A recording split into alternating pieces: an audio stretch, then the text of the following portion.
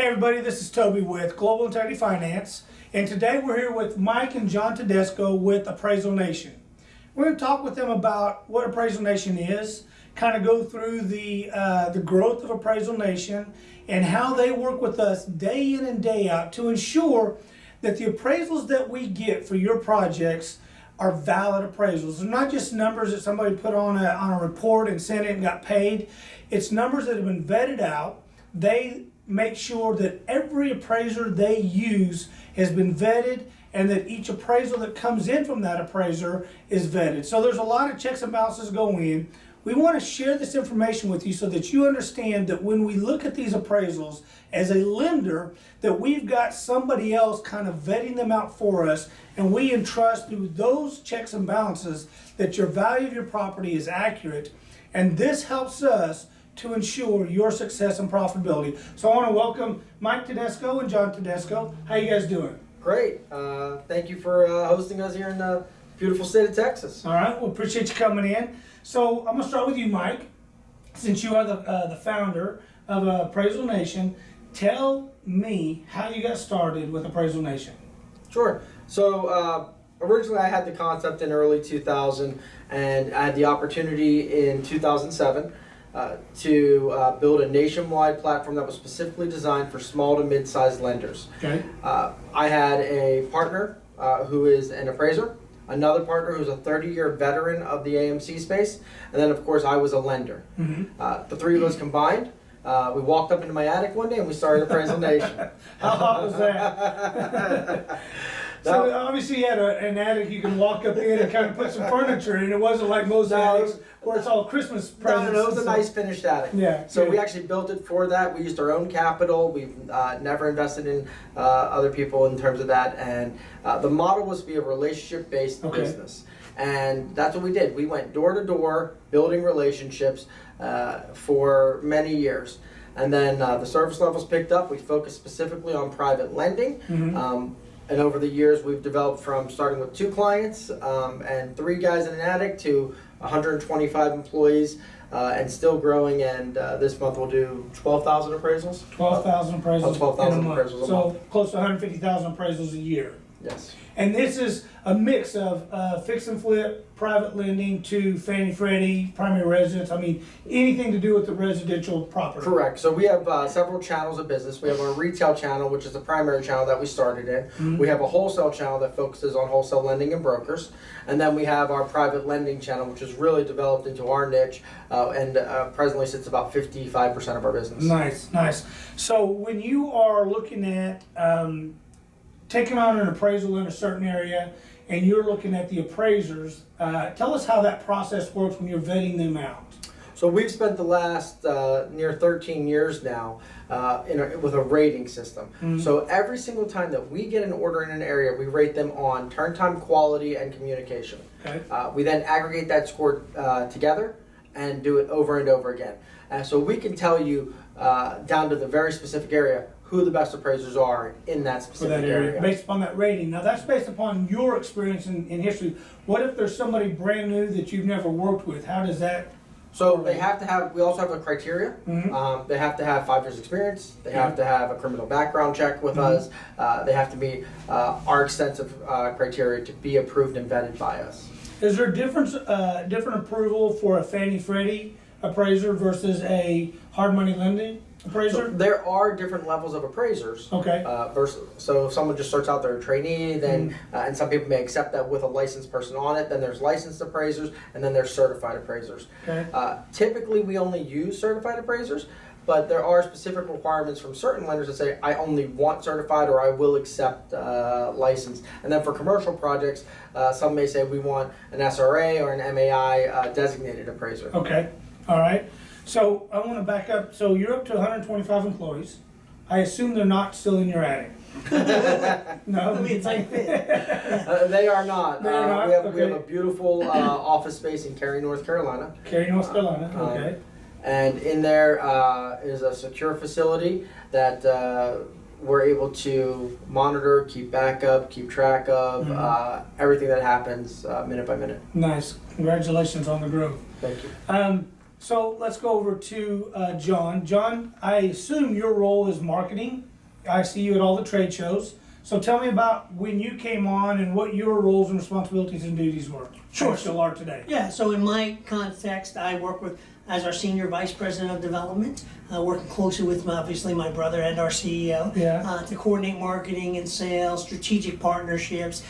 We currently do some 50 plus trade shows all across the country. Okay. We work with over 1,300 national lenders in every corner of America, and so that's our niche of things. Nice.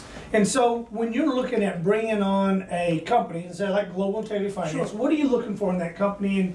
And tell us how that evolves into a working relationship. Sure. So for us, one of the things that's important to us, we really look at saying who we want to be a partner with. Because we're all about the idea that we want to be a partner, not a vendor. We want to understand your programs, your model, what you're trying to accomplish. How can we help you accomplish that? So you were talking to Michael a moment ago about the appraisers and qualifications. So while certain ones have different qualifications, say licensed or certified, the other thing we look at very extensively is their expertise. Okay. Right? So we've identified, hey, these are the best appraisers in this market for fix and flips. These are the best appraisers in this market for commercial deals, right? For larger scale, mixed use properties, multifamily, mixed use, all that stuff. etc. We have that data over 10 years, over 1 million appraisals. We know who's good at what. Okay. And then how can we leverage that to help you as a partner? Our philosophy is, rising tide lifts all boats. We love the way we've grown as friends, as partners, sharing in the experience with our clients. We're at a point in our lives, and I know me personally, but I think Michael and my brother in the sense that I want to work with people I like now, right? It makes life so much easier. Right. I want to work with people I enjoy. Agreed. I don't want to have to work with people who are, not aligned with our vision, not aligned with our mission, not able to share our same common values and beliefs. So we look at that. We also look at, from a business standpoint, we're probably one of the most diverse mortgage service company providers in America. Okay. So we really look at cross-sector of the industry. Yeah. These are guys in the conventional space. These are guys in the private space. Well, let's dig down deeper. In the conventional space, these are the guys doing new purchase loans. These are guys doing refi, and these are the guys in the private space doing fix and flip. These are the ones doing rentals. And we really diversify that extensively. Okay. When we got rated by Morningstar, I remember the agency representative coming in, and he was floored by the amount of diversity we had. Really? The average AMC at that time, he said, would have one anchor client, 50 to 60% of their business, and then maybe a handful of other clients. We have 1,300 lenders. Yeah. Our largest client is 10% of our business. That's nice. So when he went through that ranking and rating for us, it was important that we met the criteria for every single channel of business, which That's we amazing. have. That's amazing. And for some of your listeners, we talk a little acronym soup sometimes in the appraisal industry. So AMC is just an appraisal management company, right? And Morningstar rated us against every appraisal management company in the top tier. There's a lot of small ones, but all the national ones, and gave us the #1 quality rating in America, back to back. And that was based upon your diversification of your clientele? Or? No. Overall operations, The whole operational picture. efficiency, quality, control, background, systems, checkpoints. Nice. Client diversity of the organization, how it's add to the strength of the organization. So in essence, in your world, you guys know what you're doing.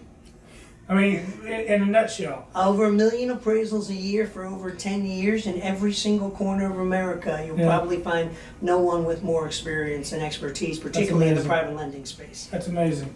So what does a day-to-day operation look like in your office? Not for you two, but so if I'm a broker out there and I'm going to work with Global, and I hear that they're ordering the appraisal, how does that work? And what can I expect that's going on behind the scenes for my client? Just as we build relationships, just as you and I have met at shows and built bonds and relationships and broke bread, we have those same experiences with the brokers on an individual level with our client service team. Okay. So our client service teams are assigned to specific brokers. They'll get to interact with them on a daily basis over and over again, and they'll know who to contact. When they get an order, we have a very robust online platform. They can place that order online. They'll get a confirmation from their representative, letting them know that we received the order. We'll follow up through the cycle of the order, through the assigning process of the order. We'll let them know each stage of the order for them. when it's going to be completed, when it's going to come back to them, if there's any issues. All of that happens via online or on the phone or however they recommend the best processes for them.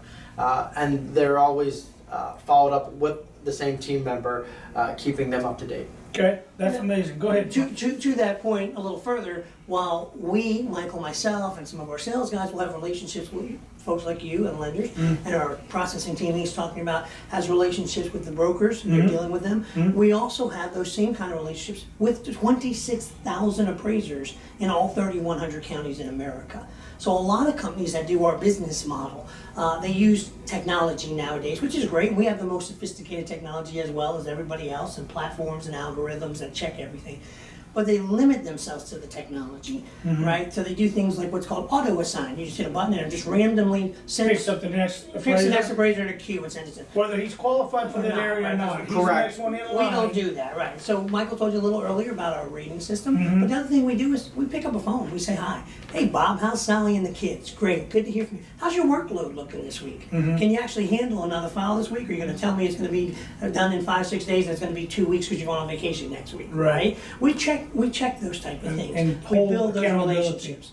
Hold them accountable. Nice. When that order comes in from your broker, they're going to put that order in. My team's going to immediately jump and make that call to Bob the appraiser or Sally the appraiser, whoever. In that area. Right? They're going to find the best appraiser available based on our ranking system. Hey, these are the 5 best in this area. Bob's not available. Let me go to the next best in that area. Right? They're going to assign that order. Then we're going to have our client service team work with that appraiser over the life cycle of the appraisal, get it scheduled, get the inspection done, any docs you need sent to the appraiser, maybe it's a rehab list, something like that. Make sure he has everything lined up so that he can be successful. So we're basically giving him a support staff, almost an admin, to help him move that thing as fast and efficient as possible for all of your goals as a lender to meet those qualifications. Perfect. Then on the back end, once he sends his report into us, we have a whole team of quality control experts, in-house appraisers, who double check every order that they feel. That's part of that 125 staff member. You've got those guys on staff. They're giving a line-by-line review, looking at every one of your files and going, yes, this meets all the standard appraisal guidelines or USPAP guidelines, and let's check Toby's guidelines for global integrity, which may be different than Wells Fargo's guidelines or Bank of America guidelines, who have different goals. Correct. And so they cross-check those guidelines as well from a real appraiser. If there's a problem with it, that appraiser's going to call that appraiser again, Bob or Sally. And what I always say, they speak appraisalese. They know the lingo, right? They're going to say, hey, did you miss this or that? And they're going to get it resolved for you in a quick manner. So you get a clean report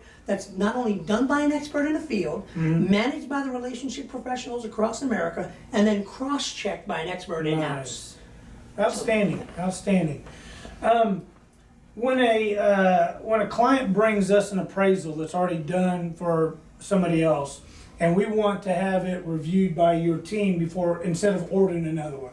You know, we're all about saving our clients as much money as possible, especially on a commercial multifamily where they can run $2,000 or $3,000. How does that process? So we contact Appraisal Nation and say, hey, we have this in-house appraisal, we have this appraisal brought to us from a broker. We want you guys to do a checks and balance on it to make sure it matches up. How does that process work? So we can do what's called a desk review. Okay. We'll review any report for you. That's just a separate product that you would send us the report, order the product. We would send that out to a qualified field appraiser in that local market. In that local market, not in-house, but somebody in that Geographic competency is key here. Okay. If we're going to review something, especially from someone else, we want to make sure the person who's reviewing it has the same expertise in the same market. Okay. They review it, you would get a desk view, whether they felt that it was substantially qualifiable or quantifiable or not for you. So that's one option. Another option is what they call a reassignment. And that is, if you're comfortable with the report, we can reach out to that appraiser. To that specific appraiser. Right, and have them do what we would call an appraisal update. They would go, they would get that report, because again, the time frame of that report is an issue. Right. So what if they did that report a month ago?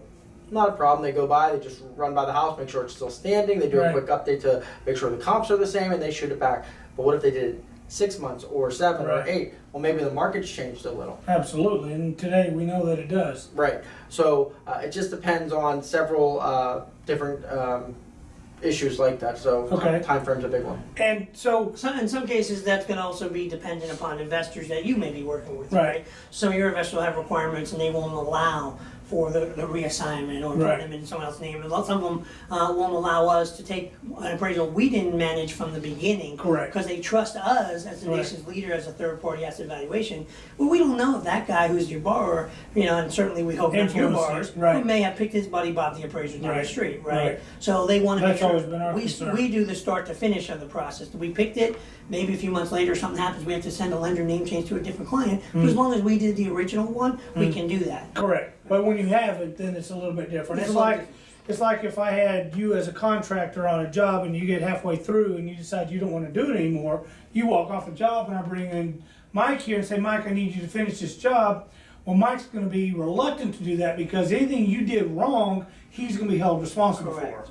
for. So we see that all the time, and that was been my biggest question is, we do allow these to come in every now and then, but then we're entrusting in you guys to vet it out to make sure it's valid. If that appraiser happens to already be in your list, would you let us know, hey, we do know that this guy is part of one of our appraisers and he does good quality work, we can do a review on that real easy. Or even vice versa, no, we don't know him and We would be happy to do that. Just keep in mind, anytime a assignment is given to Appraisal Nation or given to an appraiser, it is considered a new assignment. And that actually changed several years ago. But one of the new requirements would be that even if the appraiser completed it for lender A down the street, if Global now wants to take a look at that report and they want to lend on that report and they want it in their name, changing that lender name is a completely new assignment for that appraiser. And they have the right to ask for a whole new fee if they whole want new fee to. if they want. Now, And that's not something- Appraisal Nation's rule, that's Right. regulations. Regulations by the regulations, Yeah. yeah.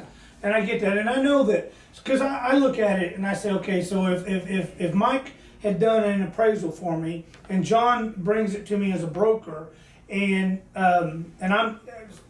I want to send this, let me see if I can say this right. So you did the appraisal originally, and you were the broker for the client, and you brought it to Global, and I want to get that reviewed. That person that's reviewing it really doesn't want to take the time from doing a full-blown appraisal to review something he did as a tradition, right? I said Chris had to be the appraiser reviewer. So he's taking the appraisal that Mike did, and he's now reviewing it versus, I would, instead of charging you $250, I'd rather charge you $450 and do the whole appraisal myself and know that it's right. Isn't that the mindset? It may be the mindset, but that product is available. So there are desk reviews. So there There are appraisers field who do reviews. that, who like doing that. But like, Some don't want to have to travel, go They out don't and want to they sit at their desk and do desk 10 of these a day. and run the, okay, that's what I was trying to get to. Is that a viable option that really is a market for it? From the appraisal industry, it's a viable option, Okay, right? From a process standpoint, from the lender's guidelines, from the investor's requirements, it's questionable. Right? Your There's a lot investor of may or gray. may not allow this. Right. Lenders may say, that's fine. You may say, I'm willing to lend off something that Appraisal Nation just did a check on, even though that I don't know they How valid, controlled yeah. who started the process, right? In many cases, we'll do a desk review just to verify the legitimacy of the appraisal, and then they'll still order a new appraisal in the future. yeah. And I mean, we it's probably less than 10% of our appraisals that are that way, but we do know that clients get to underwriting and or closing and then walk from the table, and now they've only got 3 or 4 days left to get this loan done, so they bring us everything and say, hey, I Right. walked because these terms changed, or once I finally got looked at the final docs, it wasn't what I thought, I need to go somewhere else. So we're trying to circumvent time and get this reviewed. One of the biggest values Appraisal Nation provides to any lender is the independence separating any undue influence to the appraiser. So, for example, if someone brought you an appraisal, how do you know that person didn't go to that appraiser and in Right. some way, shape, or form try and influence him into a number?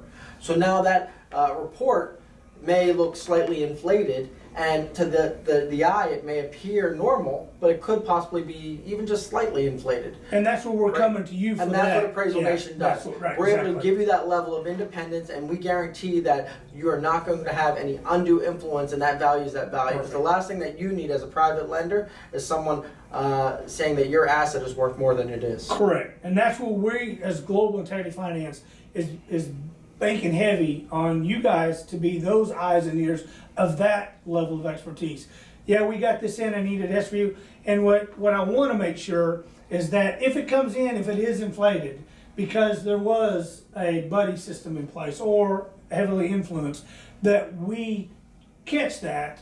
And I have no problem going back and say, you know what, based upon what we researched, what we did due diligence on, this appraisal isn't worth crap. And we've seen that. Over the 24 years I've been in the industry, I've seen it.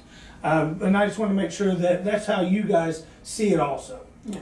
We have a mutual friend, one of the foremost legal minds of the private lending industry, John Hornick. Do not put that on camera. His head's already big enough. But anyway, one of the things that Mr. Hornick says all the time, right, and you've seen him say this numerous times, there's power in no. Right? Yes. There's power in saying no. Absolutely. And there's a reason someone else said no. Correct. Right? So if you have somebody who took this to some other lender, Yeah. and 3 days before it's supposed to close, that lender had to say no to that deal, there's likely some things that weren't so wonderful. Everything about it, doesn't always measure right? up. Doesn't always Agreed. measure up. Agreed. So we will do our best we can Right. to be accommodating on the valuation side, to work with your borrower within some reason and guidelines. But a lot of times it might just be a no. Right. And sometimes there's More times than not, There's it's power no. in that, Yeah. right. Usually when a deal gets that close and it doesn't close, 99% of the time, it ain't gonna close.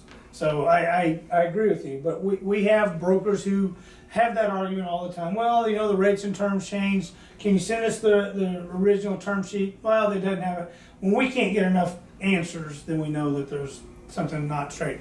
So let's get back into appraisals and the where is the real estate industry headed? Now, you know, we're coming into another election.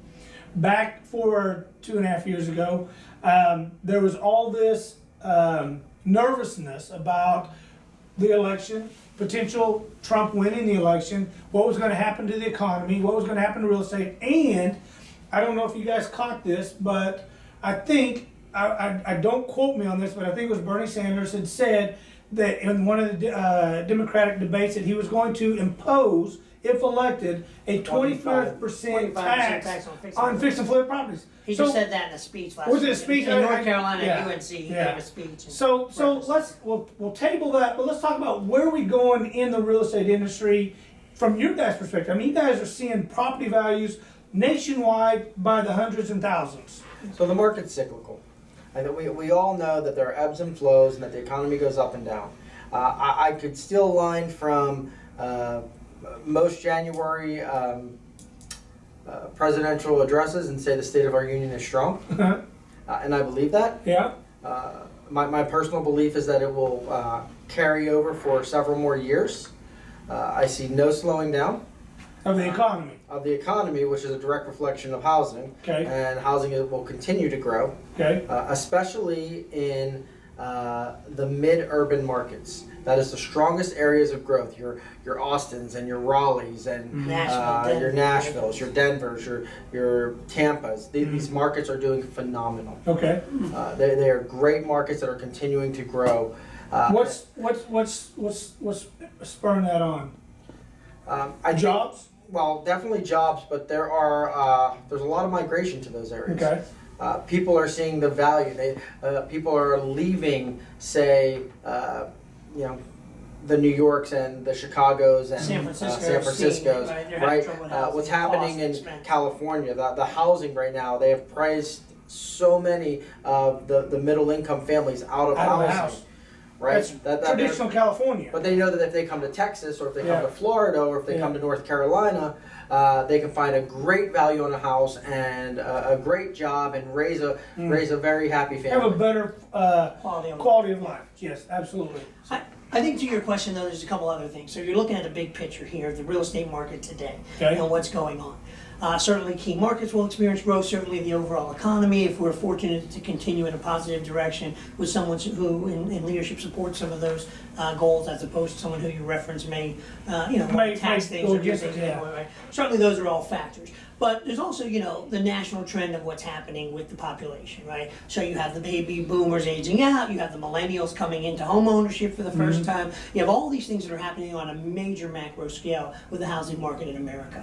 And you're starting to see shifts in those patterns. So for the baby boomers and the next generation, part of that American dream was a single family house with the white picket fence. For the millennials, that's not what they want. No. They're looking at multifamily housing, more urbanization of the housing. And what you're seeing in the products that we're supporting in valuations for our clients is more ground up construction, more multifamily lending, right? Agreed. And you're seeing that happen across the country. Okay. So from a point of view of investors who you may be working with, I think those are certainly key things they should look at. So not just key markets, like Michael just identified, but also key products, key segments, because I think you're going to see key growth over the next few years in those particular product lines. So, from what you guys are seeing, how much is the ground up construction becoming more and more of the predominant of your product in appraisals versus, because ground up construction kind of died after the crash. Your builders went out, they closed their doors, fix and flip was kind of the deal, and now you're seeing ground up here in Texas, of course, but how are you guys seeing it nationwide? And again, that goes back to those same markets I just spoke of. They can't build them fast. They can't build them fast enough. They can sell them when they uncover the dirt. They've already got it under contract, right? Yep. We're seeing that too, and so we have been pushing extremely hard to really find a favorable ground-up construction product, because I've seen it here in North Texas. I've even brought Torak in and said, because as you may or may not know, their ground-up construction product was not very competitive. And we would show them deals right here, 2, 4, 5 miles from here, but when they would Google map it, all they would see is pasture land. Right. So we had Dave on and Merritt come in, brought them to lunch, and took them, and they saw nothing but housing after housing after housing after housing, and said, these are the deals you're turning down because you're seeing it as rural property, and I'm showing you this is infill. Right. Like, from now on, send them, we'll approve them. Because Google Maps is 10 years old, or 7 years old, Even or if it's 7 3 months years old. old. Yeah, 7 months old. Right. Yeah. Now, So- there, from our business model standpoint, there are certainly challenges there, right? Yeah. So what used to be a rural field doesn't have Now- a lot of comps around it when you're creating an appraisal value, Right. right? Now, the flip side of that, you're also seeing a shift in the type of housing. We're seeing, and it's small right now, but I think you're going to see more of it in the next 10, 20 years. All these smart homes that are coming out, right, that do everything under the sun. So- right? You talk to the house, it does this, it does that. and So you it's have a done cost from to the construct here that's higher, but you don't have anything that show it that it's. How do we give you a comp on merits that to that. value Yeah. that in the marketplace? Because that value right now is only between the buyer. And where does that value hold water in what market? So I had this Right. debate with a friend of mine over solar panels. He said, do I get more out of my home on solar panels? I said, well, it's market driven, right? So in a place where, say, here in Dallas maybe, right? You're not having that drive for solar No. power as much, We're right? not. So the marketplace isn't dictating it as much. So someone who puts that on their house, it's a little more of an anomaly. Right. Place in California where that's more common, people are going to expect it. It's going to impact their value if they're one of the houses on the block More that of a don't demand. have it. More of a Correct. demand than a luxury. So market can sometimes impact product in that sense when it comes to valuation. Like the smart homes and all that, because used to be central vac systems was the neat thing to have. 10 years ago? Now, if you don't have it, the house is not valued. But I remember when we built our house in 90. I'm trying to think back here. It's gonna be hard to say. So like 99, I think it was. We, saw the central vac system. Thought, man, this is awesome. We'd seen it at a trade show. Put it in, and none of our neighbors, none of our family members had it. So we were the pioneer of that. But today, if it's not in there, it's kind of like, well, why did you build such a cheap house? Because we didn't put central vac system in. But right now, you've got the keyboard on the wall that programs the lights, the radio, the coffee maker, security, everything, and it's completely wired and remoted with our phones and so on and so forth. How does that compare with the single family ground up to multifamily and mixed use? Are you seeing that commercial side moving just as prominent, or is it on a slower trend? I am personally hearing more ground up for multifamily and mixed use than I am for single family. Oh, really? Yes. You're seeing the single family ground up, and this is coming from not only our experience within thousands of appraisals based on clients who are ordering for what types of products, but also as we travel the country to 50 plus conferences a year, Right. we hear speakers and sessions and lenders talk about what they're doing, what markets are happening, what products are happening. Everywhere I go, it's multifamily, mixed use, ground Really? up, in that section, not single family. Huh. Certainly there's some single family, some markets, more suburban markets, bit of a mid-tier, mid-age market. The other thing you're seeing actually is single-family, high-density communities for senior living, right? Right. So a bunch of Huge. senior villages Yes. that are popping up. Yes. We're going to build 50 little All the senior baby boomers homes. got to go somewhere now. They're kind of Yeah. single-family, but they're not. They're like all Yeah. attached with a community Yep. center and Yep. that whole Yep. model, right? Yep. So you're seeing a lot of that as well. So baby boomers are going one direction, Yep. millennials are going another Right. direction.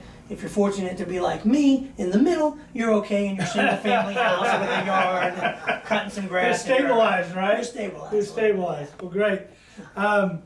So what's next with Appraisal Nation? What's you guys' next big bust out? Are you guys just status quo?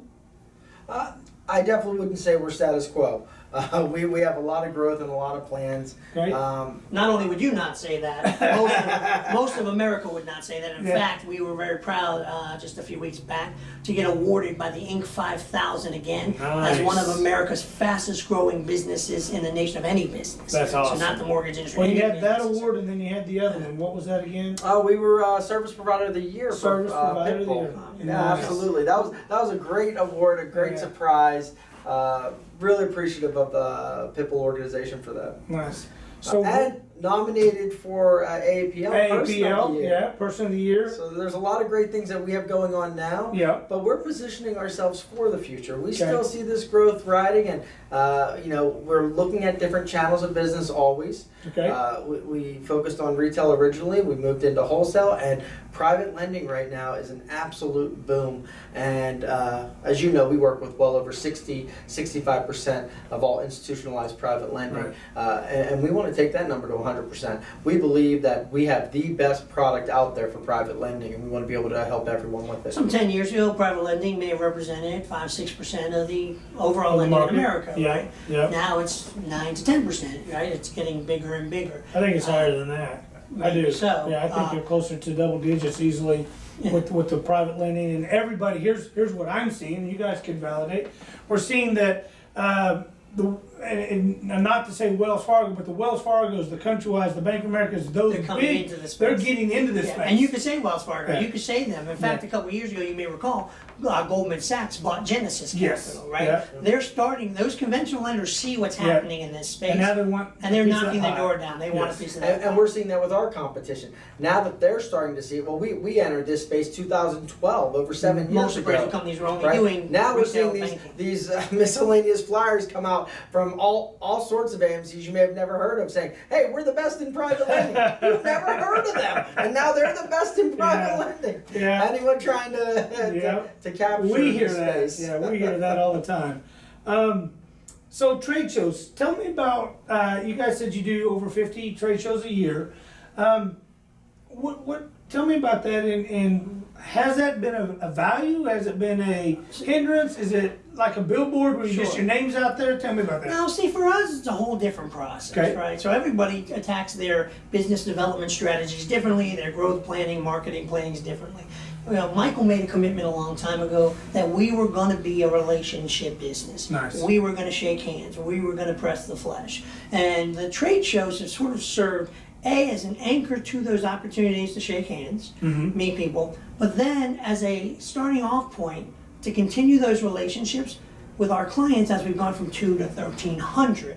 So a great example today, we're here in town, there's a trade show. While we're in town, because we are national, because we are everywhere, while we're in town for the trade show, we're making time for a couple days. We're visiting yourselves and several other clients in the Yeah, Dallas look, I saw metro. somebody down in over a Austin few- and right. different cities. So we're going around visiting clients, having Yeah. lunches, having dinners, talking to folks in the office, making sure the systems are working well, the processes are working well, pressing the flesh. Even though we're based in North Carolina, right? We're going to be in Dallas this week. We're going to be in New York next week. We're going to be in Florida the week after. We're going to be visiting those clients regularly. Every couple of Gotcha. months, we're going to be shaking hands, pressing flesh. We're not going to have some, online bot just posting an ad that we're number one. We're going to show it to you. Gotcha. So, and the trade shows are a good part So of that. trade shows get you into that area, then while you're there, we go shake hands and kiss babies during that time. So we use it in that. So at the trade show, we're obviously, like you said, Yeah. a billboard. We're promoting ourselves. Right. We're making new contacts and new prospects Mm-hmm. that we follow up on over a period of time, and we build those relationships. But we're also using it, as you say, kiss hands, shake babies for existing clients. Yeah. Build on those relationships. Shake hands and kiss babies. All right. Sorry. Don't kiss hands and shake babies, you'll get in trouble. I You caught shaking babies, you're gonna get all kinds of trouble. You know, and one thing that's really been great, I said to you earlier, we really got to a point where we want to do business with people we like. Okay. When Michael first asked me to get involved in this and work on this, I was in another industry, something that to me was much more sexier than selling appraisals. And Michael says to me, I need you to come help me. I want you to help me grow the business. I have this vision. I want you to be a part of it. And I said, why do I want to go hawk appraisals? He's like, you're not hawking appraisals, idiot. You're helping your family. You're helping your brother build a business. You're really going to take this to another level. Right. And we didn't have much growing up as kids. Dad worked in a steel mill for 6 kids. We never had a lot of opportunities. And I said to Mike, I said, listen, I'll do this on one condition. Every time we go somewhere around the country, you add a day that me and you get to do something cool together as cool. brothers, That's and I'm cool. in.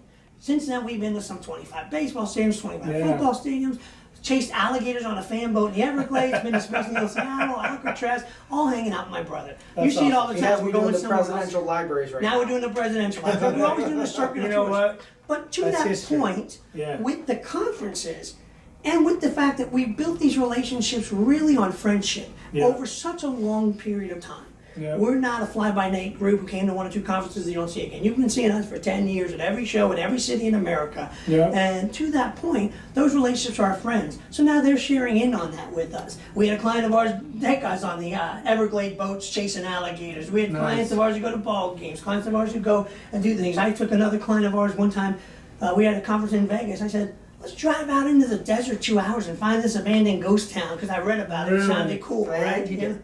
Yeah. I just took another client NASCAR. Yeah. It's all You know, about, it's all the now experience those to us. folks are part of our family. You know, Right. we're Italian, we're a big Right. family, right? You're now part of our family, and we're sharing that together in those relationships. What kind of advice can you give to our clients, whether it be a broker or the direct client, on helping them understand what we're looking for in appraisals and how they can be better prepared for those valuations? So for me, the first and most important piece of advice I could give to any lender is try to have completed documents. Try to have the information prepared from your borrower ahead of time. If it's a fix and flip product, right? Let's know exactly what the project is and what all the details are of that assignment going into it. Okay. We see so many times where they'll say it's a fix and flip and we're going to update the kitchen and they send the order over. And then there's no repair sheet. Right. Or the No repair scope sheet, of or work. the repair sheet says, the scope of work says, new stove, new fridge. And that's it. All right. Wow. So the more detail, the Yes. better, especially Agreed. with scope of works. Three. Yeah, I mean, that was going to be my number one tip too. 'Cause, I mean, there's people who put, hey, here's my budget on a napkin, right? I'm going to do 50,000, 20 in the kitchen, 20. You guys in the really kitchen. get that stuff? Sometimes. Yes, yes, and we've actually completed appraisals off it. And then when they come back and they say, wait, you missed this and you Right. missed that and you missed this, Yeah. that wasn't on your It wasn't napkin. on your napkin. Was on your napkin, right. Right. The more detailed your borrowers can be with their scope of work Okay. on the upfront, when the order is placed, at the point of placing the order, the better it will be for the appraiser in general to give you a realistic quote, right? You know, you're putting some paint on the place and a new kitchen in there, that's one thing. So the appraiser says, yeah, maybe I can do this in 6 days, I can do it for X amount of dollars, but now you're adding 1,500 square feet, you're adding another Right. roof, the appraiser, it's gonna cost him more, it's gonna change the comps he has to pull. And what happens is, a lot of times borrowers change that in the midpoint of the process. So they say, well, we're gonna get to the scope of work, or we're gonna do X, Y, Z, and it's not as thorough. And then later in the process, it comes out to X, and the appraiser goes, well, that's gonna take me another few days. Right. I'm gonna need, it's gonna be another $200, or it's gonna take more time, and the borrower's gonna get frustrated, everybody's gonna get upset. So the cleaner and clearer and more detailed you're going to be in the beginning with that scope of work from an ARV standpoint, the better of a report you're gonna get, the better of a process you're gonna get. So we can quote Jerry Maguire and say, help me help you, Right. right? Yeah. Help me help you. Right. By getting me everything that's in your head into a form that we can understand and we can apply to, you know, Do you the use valuation. Do you use standard templates like Global Yes. for budget templates Yes, and all that? yes. So- We have one template. You guys will always get it, and we don't ever order it without that template being completed. It's got 60 or 70 line items on it, and they go line So item. if your with all that. borrowers And you're a don't have great their own example. they We, should we do it. never have an issue with your product.